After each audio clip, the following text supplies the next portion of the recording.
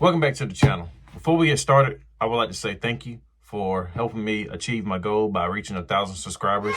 Last year around this time, I was actually at about 400 subscribers. So in like a year, I gained over 1,000 actually, because right now I'm sitting at about 1,090 subs. So by the time this video come out, I might be at 1,100. I just want to give a big thanks to all my loyal subscribers. I'm starting to notice loyal subscribers commenting on every video that I post. And I just want to say special thanks to y'all, man. I really do appreciate it. It really means a lot.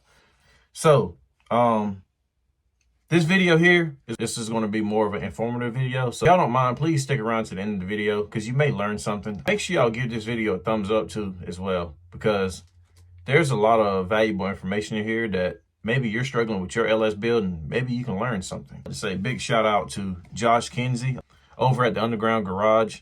He did an awesome job tuning my car. I dropped my car off on Monday and I had to go to work, and I just picked it up on Friday, which was yesterday, and I couldn't be more happy. His customer service is like no other.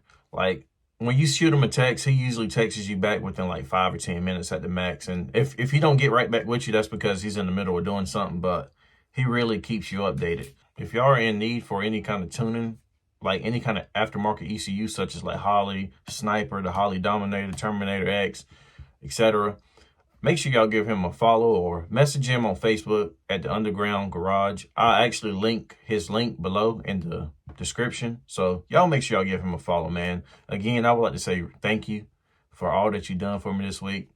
We did have a couple issues with the car, as y'all will see in the video. But, man, he was a big help to me. Big help. Thank you, man. I really do appreciate it. Shout out to Lost Wages Racing, Matt over there. He really did a good job building my car. Like doing the turbo kit, he did a tube front end. He finished my cage. He also did an anti-roll bar. The cars, I'm pretty sure, is going to work really well.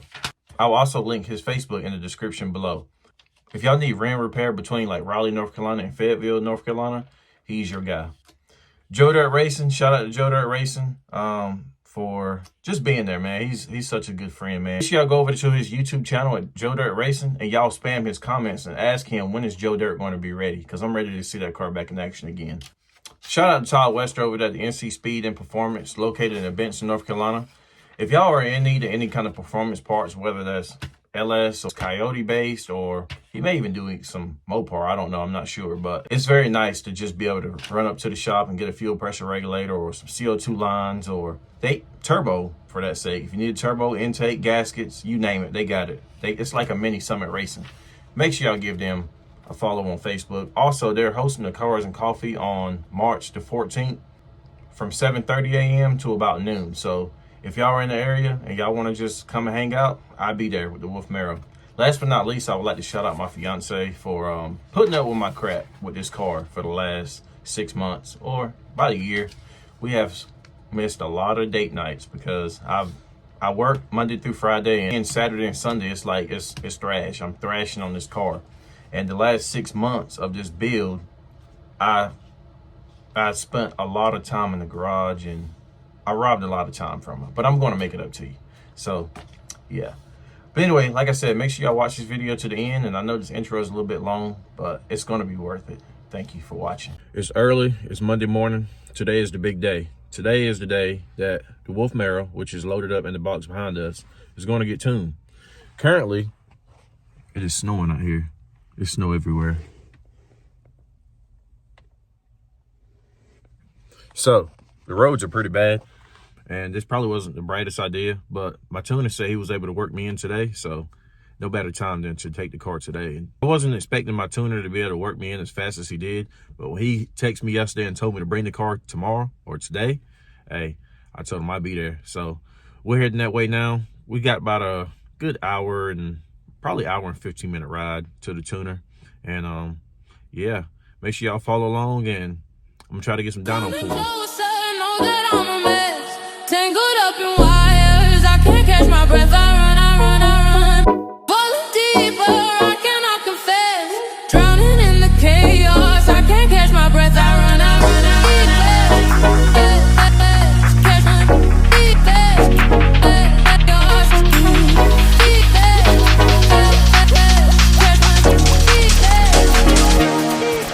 coming closer, know that I'm a mess.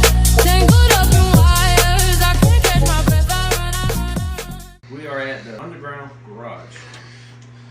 we are doing some last minute touch-ups.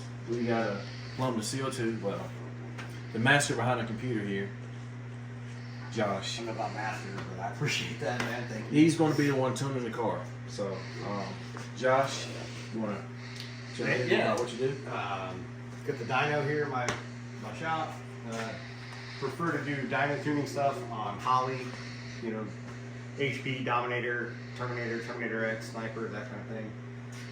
I do some stuff with HP tuners.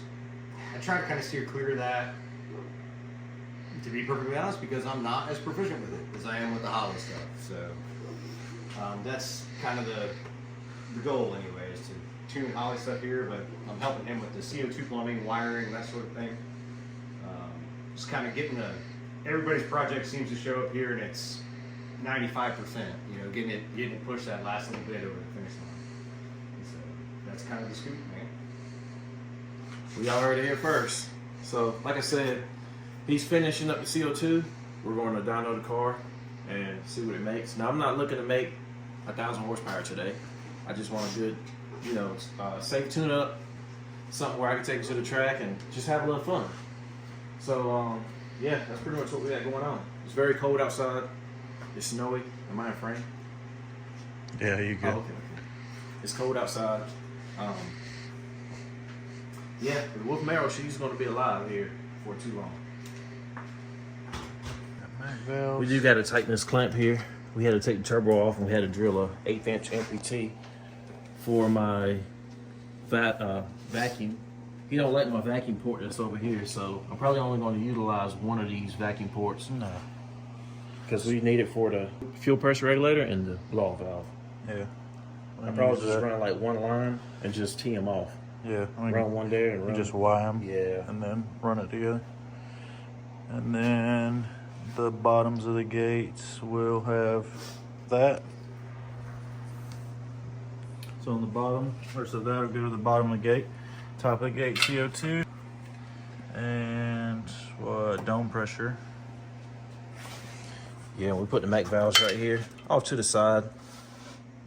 Real nice and neat. Trying to keep all this area here free of like wires.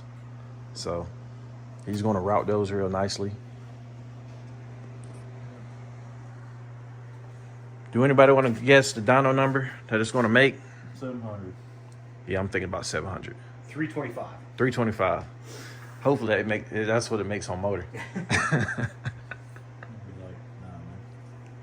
Depending on how much you push it, I mean, just trying to make sure it tunes good. That's all I want to do. I don't know, 15, 20 pounds. Probably 15 pounds and do. 15 pounds. I don't know how the converter's going to react in the 400, Yeah. but depending on that, I would high fives, low sixes probably on 15 pounds. When it comes to the tune, I'm pretty conservative on the timing. That, you know, you could make more than what it will make here if you cram some timing into it, but I just would rather it stay together. Yeah, we want to keep it safe. Definitely Safe as err on the possible. side of conservative. So, but on 15 pounds of boost and 18-ish degrees of timing, high fives, low sixes is what I would expect. That's a respectable number. And like 630 range. It's enough to do a 50 mile an hour roll and burnout. Woo. So, Yeah.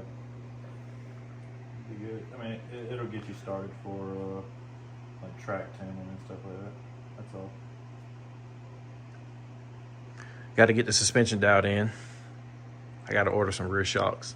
Need some fucking shocks. Yeah, these shocks bad. I don't know why you bought front shocks before you bought rear shocks. Well,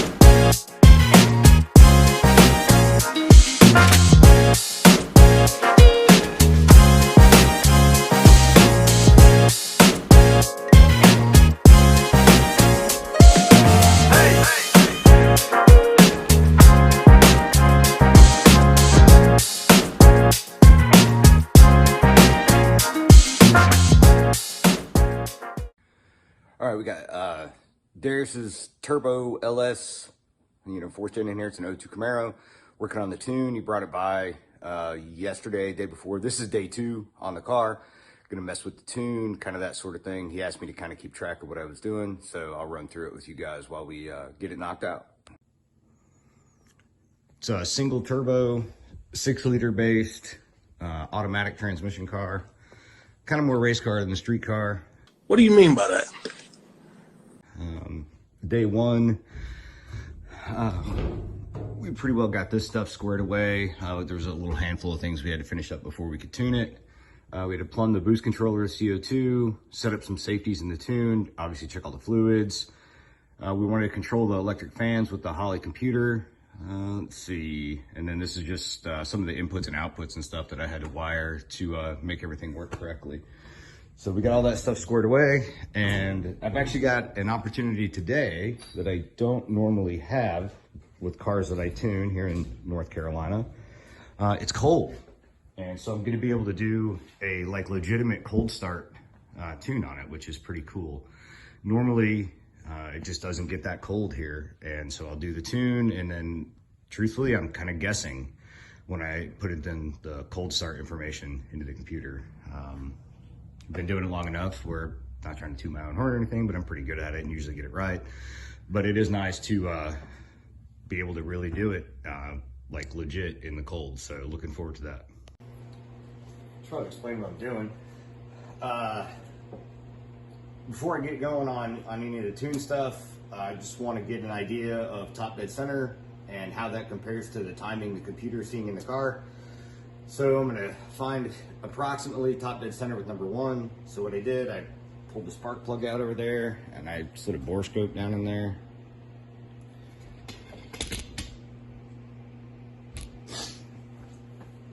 Here's the bore scope screen. Hopefully you can kind of see the edge of that piston right there.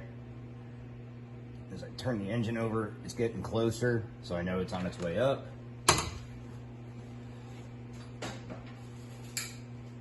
So what I do, just take this piece of welding rod, slide it in there a little bit, and I'll be able to feel the piston come up.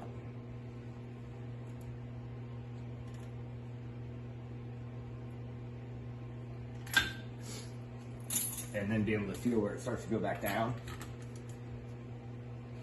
And then kind of work my way back and forth, and I'll narrow in on what feels like top dead center.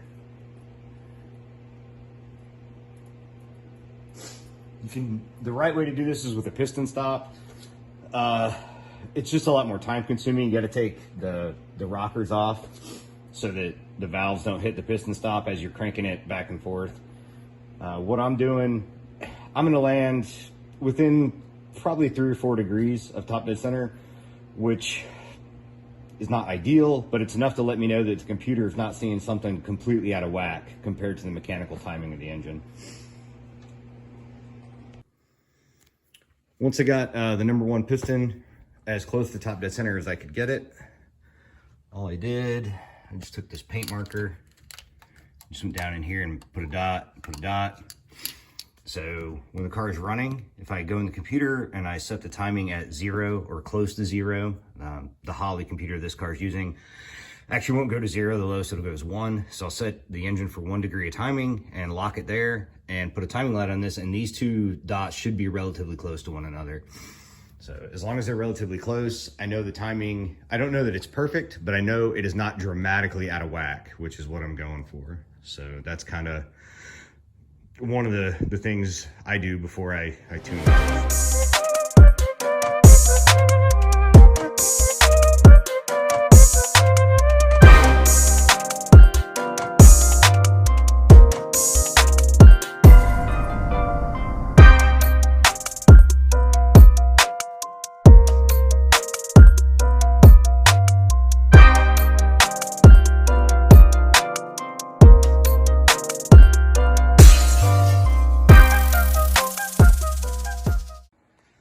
Got all strapped down, kind of doing the final check before I start doing some dyno stuff.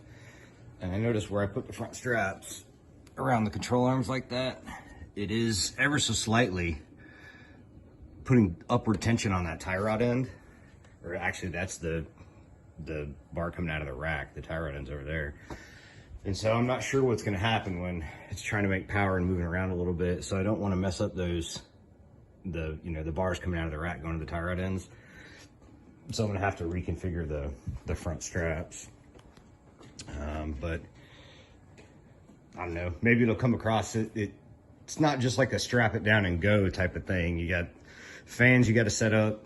The strap configuration is important, especially on something that's going to try to make north of 500 horsepower. You got to get a tachometer signal to the dyno, which can be especially problematic on something that doesn't have a stock electronic system on it, the stock wiring. There's air fuel that needs to be recorded, so all that stuff's got to get set up. The dyno will log vacuum and boost, and so I always do that so I can compare it to what the computer in the car is seeing as kind of a sanity check. There's a fair amount of configuration in the computer to get everything working, so it logs and all that stuff.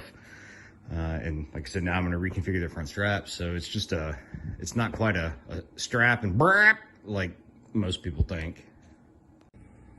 This is the pressure sensor or vacuum and boost sensor that the dyno uses. So it's just got your regular 3-pin, I don't even know the number, some GM something connector. So to connect this to the dyno, this is cable, so I need an adapter with that three prong, to connect to the sensor to this Deutsch. So I have one in there, except that yesterday when we were doing the dome pressure sensor for Darius, we needed the same thing. And I didn't have one like a pigtail pre-made or anything, so I snagged the one from the dyno. So to be able to use this for the dyno session, so the dyno will be able to record boost and vacuum, and I can compare that with the map sensor in the car and make sure that if there's a variance there or something, kind of figure out what's going on. But I've got to build the connector. So I got to take this and these and crimp that together and build another pigtail. So just one of those things that saving time yesterday by using that is just costing me time today. It's not a huge deal or anything, but it maybe helps explain why sometimes this stuff takes so long. All right, spent most of the day on the car. The drivability stuff is always the most time consuming. That is more or less squared away in the tune. Cold start stuff is squared away, and working on getting close to making like some power pulls maybe. And I noticed we got, I don't know if that's, I think that's oil.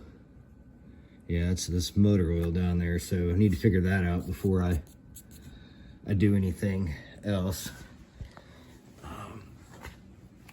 So I will jump on that first thing in the morning, man.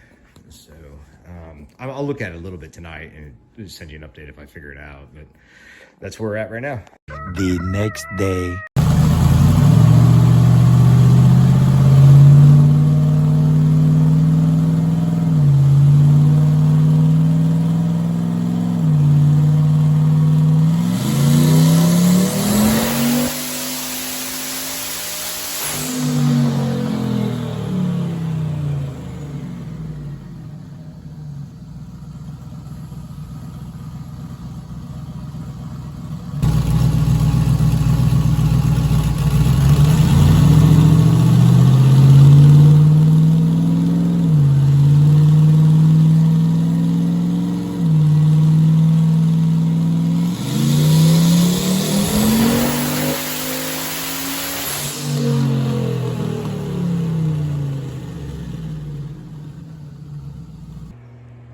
All right, man, I think I'm ready to call it done.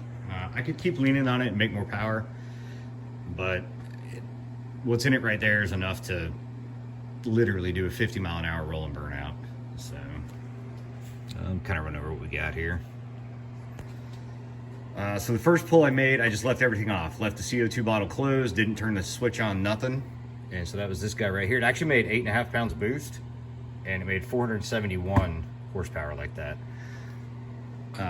I did notice it made some dome pressure. That's pretty common. If the gates leak at all or anything, it can, you know, if the valve's not totally sealed, it can make some dome pressure. So it actually made, it was really erratic, but it would bounce from like 6 to 12 to 3. You know, the dome pressure was erratic because it wasn't being controlled.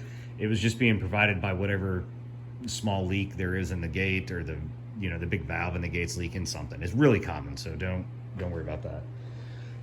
So the next pull I made, I turned the switch on, left the bottle closed, you know, the CO2 bottle closed, but I commanded 0 dome pressure. So now when that leak tried to make dome pressure, it would vent that off.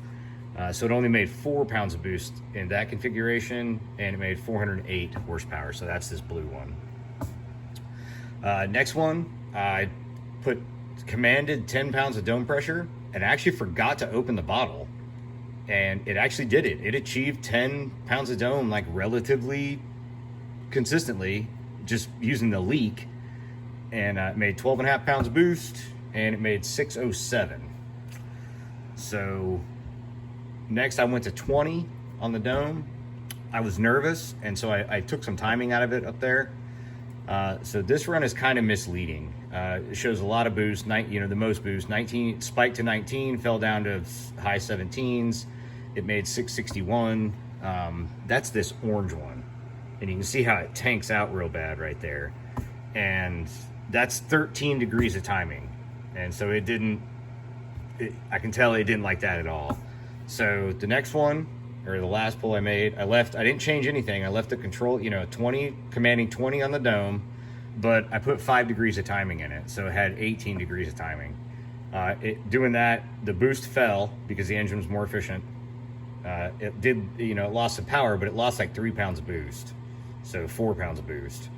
And you can see that's the blue one right there. So that's your smooth chart right there.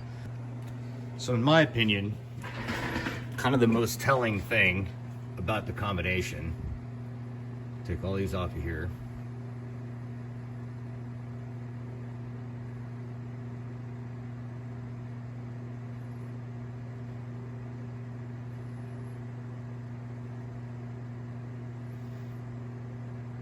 is these two right here.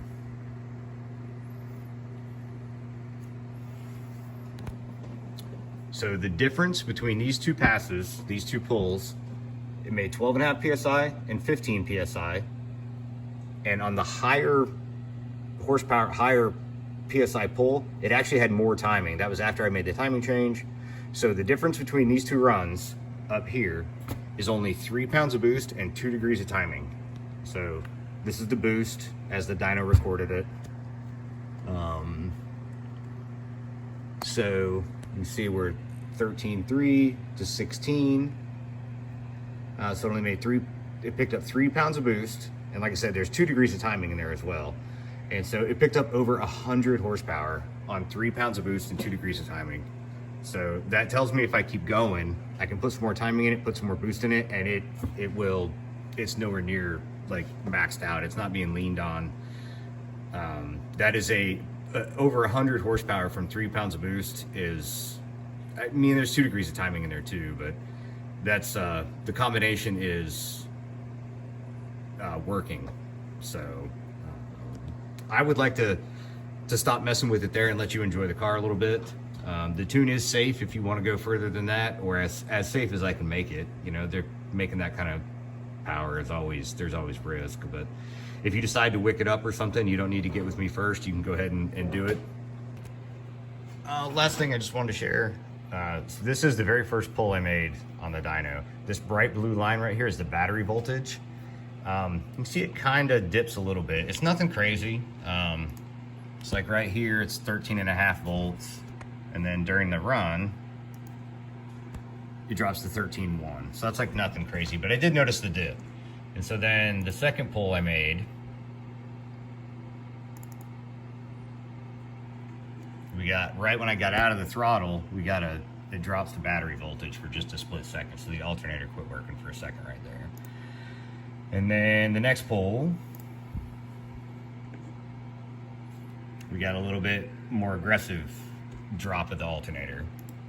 And the next one, now it's getting worse.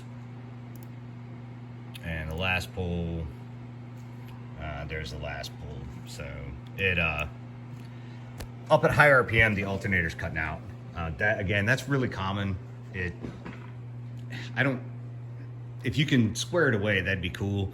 I hate the idea of the voltage moving around when it's under load like that, and everything changes a little bit when the voltage changes. The fuel pumps act a little bit differently. The injectors, the dead times are a little different.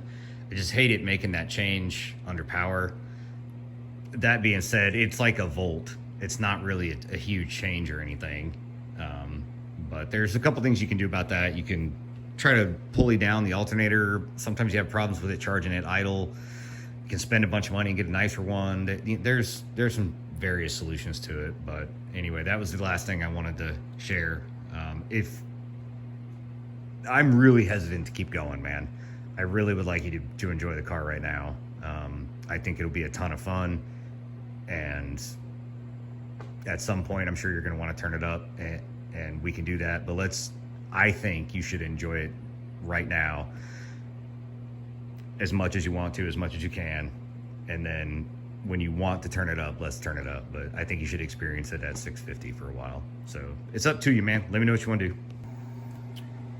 So the alternators, it's an electric motor, but instead of it using electricity to spin the motor, it uses the belt to spin the motor, and instead of using electricity to spin the motor, the engine spins the motor and it makes electricity. It's a generator. So inside there, these are called brushes. I do not know why they call them that. But you can see they got springs on them.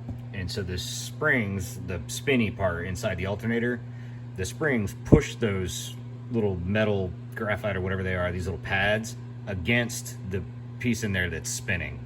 And so that little bit of spring pressure is all that's holding that contact against the thing that's rotating. And so what happens, you got some of those, so like the green things right here, those brushes with the spring, there's your pulley, and then there's the spinny part inside the alternator. So the brushes are riding on there, this thing's winging around. Once this makes enough RPM, the brushes, it'll start to wing them off. Like just the centrifugal force is too great. And so the brush they'll pick up and then they'll touch back down, and pick up and touch back down. And that's just because of the RPM. And so it's really not the fault of the alternator. It's just the nature of how they work. You know, the spring-loaded brush thing. You've probably heard the term brushless motor. That's some newer technology compared to that. There is no such thing, as far as I'm aware, as a brushless alternator. You can just do a brushless electric motor. But that's what's going on. Like I said, there's a company called MechMan that they'll do an alternator for you. They're really expensive though, man, like $500-600.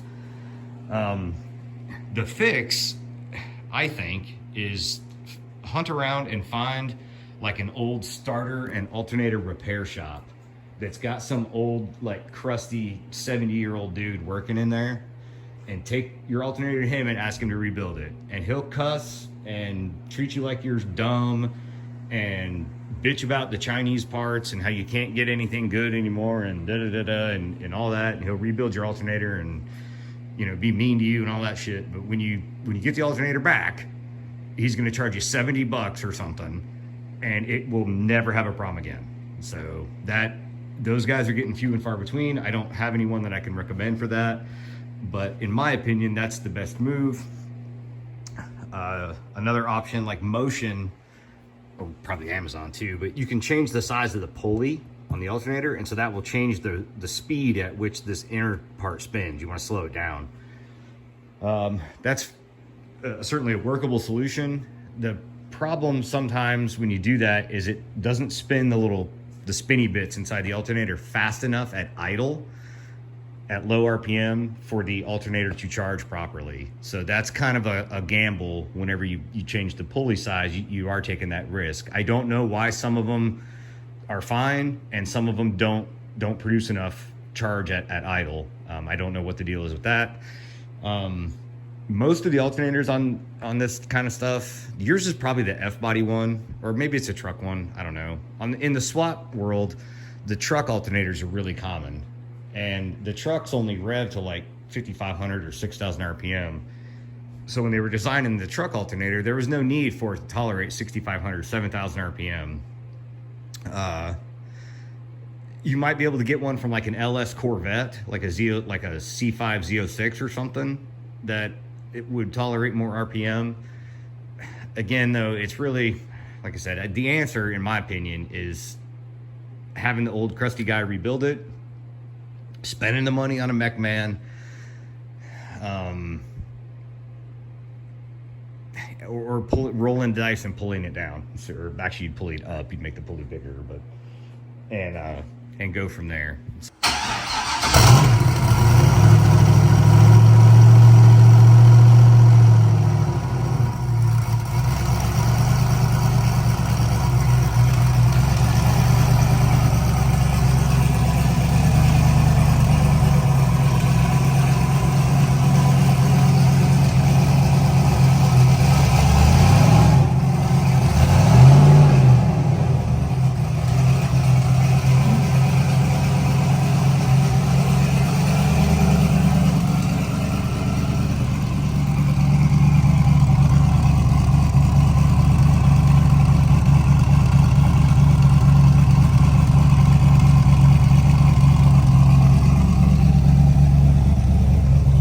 Right here.